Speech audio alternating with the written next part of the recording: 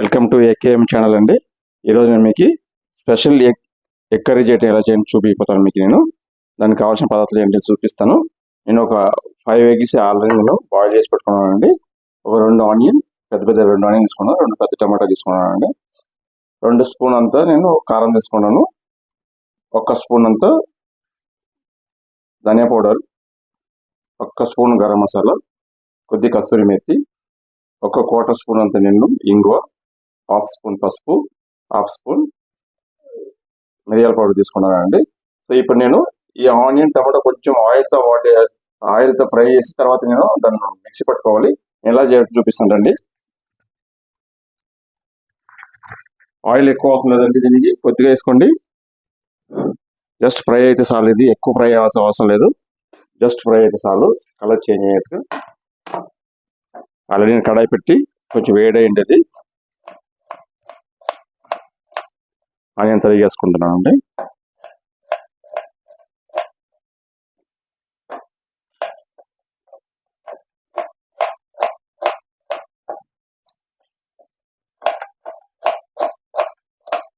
ఇది మంచిగా ఆనియన్ వేసినాను. ఇప్పుడు ఆనియన్ టమాటా కొంచెం మంచిగా వేగిన తర్వాత మీకు చూపిస్తానండి. సో ఇప్పుడు టమాటా ఆనియన్ 2 ఉడికిందండి. నేను ఇప్పుడు ఆరపెట్టి దీన్ని పేస్ట్ చేసుకోవాలి. ఇప్పుడు నేను మిక్సీ పెట్టుకోవాలి. ఆరపెడుతున్నాను. ఆరపెట్టి మిక్సీ పెట్టిన తర్వాత మీకు చూపిస్తాను ఎలా ప్రాసెస్ చేయటం.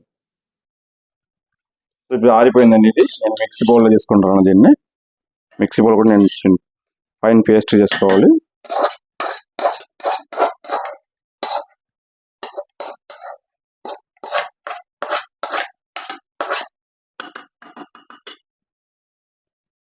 దీనిలో పైన ఫస్ట్ పౌడర్ చేసేటప్పుడు, దీన్ని పేస్ట్ చేసేటప్పుడు దీంట్లో ఒక 4-5 ముత్తమామిడి పౌడర్ వేసుకోండి. క్యాషు ఒక 4 చేసుకోండి, యాడ్ చేసుకోండి. దీంట్లో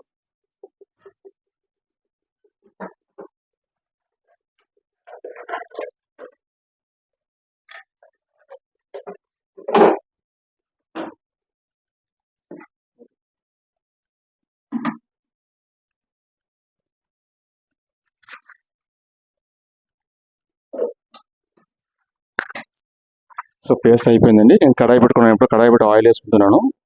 ఇది దీనికి కొంచెం ఆయిల్ ఎక్కువ కావాలండి, వాటర్ దీన్ని యాడ్ చేయకూడదు, అప్పుడే టేస్ట్ బాగుంటుంది.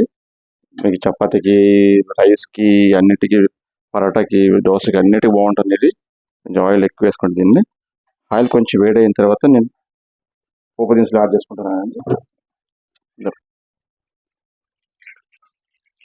ఆయిల్ వేడైందండి. వేడైన తర్వాత నేను ఆవాలు వేసుకుంటున్నాను. కొద్దిగా జీలకర్ర, కొద్దిగా సోంపు, కస్తూరి మేతి, దీనిలో కొద్ది కరివేపాకు, 1 స్పూన్ అల్లం వెల్లుల్లి పేస్ట్ చేసాను.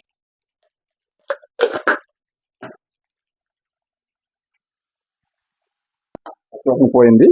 ఇప్పుడు నేను రుబ్బి పెట్టుకున్న ఆనియన్ టమాటా యాడ్ చేసుకుంటాను. దీంట్లో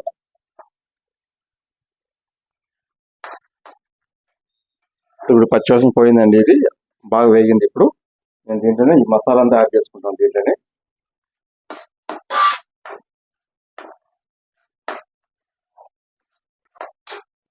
తగినంత ఉప్పు,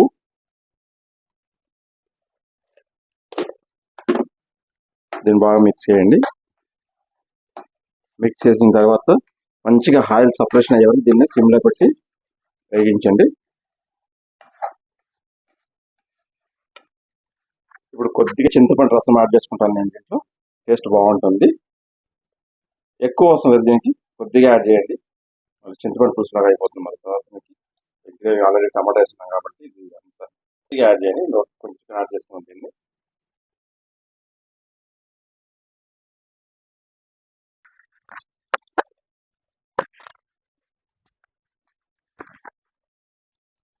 ఇప్పుడు గ్రేవీ అయిపోయిందండి. ఇది కొంచెం ఆయిల్ సపరేషన్ అవుతా వచ్చింది. ఇప్పుడు నేను ఎగ్ కట్ చేసి వేసుకుంటాను. నేను ఎగ్ని ఫుల్ కట్ చేయకూడదు, మీరు మధ్యలో ఇలా గీత పెట్టేసుకోండి. చాలా డిజైన్ కనబడుతుంది మీకు, చాలా మంచిగా ఉంటుంది చూడటానికి కూడా. ఇలా గీత చేసి పెట్టుకోండి.